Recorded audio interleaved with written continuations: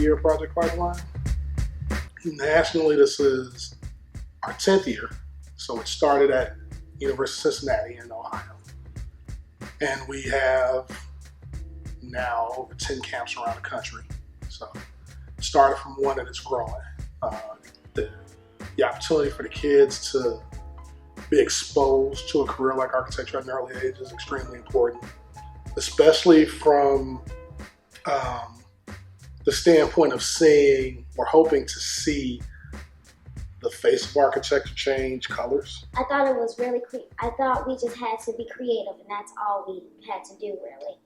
There was no restrictions or any limits. We were creative. We had to think big, and we just made it. I think a lot of times in terms of mentorship, people talk about giving back. I think for me, it's been a lot of how much I've gained from knowing these kids and knowing the people that have been involved in Project Pipeline longer than I have. I've gained a sense of passion about my work. I think a lot of times young professionals especially lose themselves in the 9-to-5 grind. And then you come in and you see people who think what you do is absolutely the most amazing thing in the world. And then you fall in love with what you do all over again. It also helps build a bit of confidence as well, because this is for a lot of people in the minority, because a lot of you wouldn't really see a lot of architects like us. So it kind of just builds confidence that you can do more than just whatever the stereotype is. You can do whatever you want pretty much. So during the Project Pipeline Architectural Summer Camp, it's a 4-day camp where every day we focus on a different scale. On the first day, it's the personal scale. So all the students learn how to measure space and how they relate to space themselves. At the end of the day, they conclude by designing their own house. And in the neighborhood scale, the students implement each of the houses, and they essentially create a small master plan by adding amenities and other programmatic spaces that are required to make a thriving, fun neighborhood. And on day 3 is the last of our building days, where we focus on the vertical city or a modern day high-rise. And essentially, the students are paired up into groups of 7 or 8, and together they design and create the tallest high-rise that they can possibly make in a day. Day 4, we do our final presentations, and we just wrap it up and have a good time. Awesome. Well, I like this camp because I didn't know what to expect because I didn't know what this camp was. But when I went there, it was very independent. They just give you your tools and say, okay, make a house, make a neighborhood, make a high-rise. Make it happen. Yeah, and I like that sort of teaching. I've seen a lot of kids, evolve.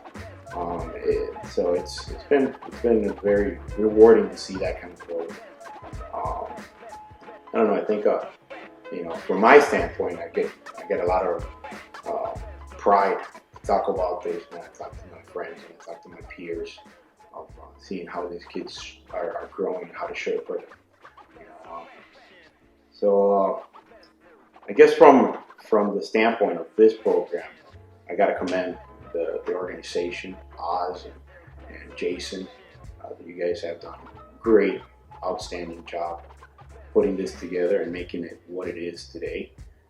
So it's good. Hopefully this is the step for something bigger. What are skills that you think make a good architect? Creativity.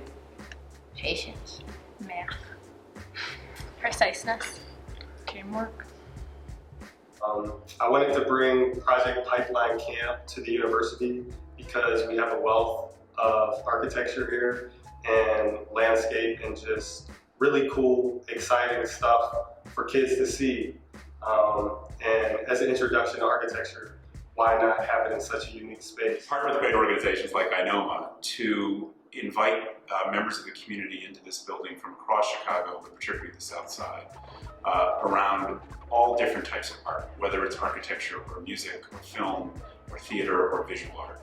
I learned that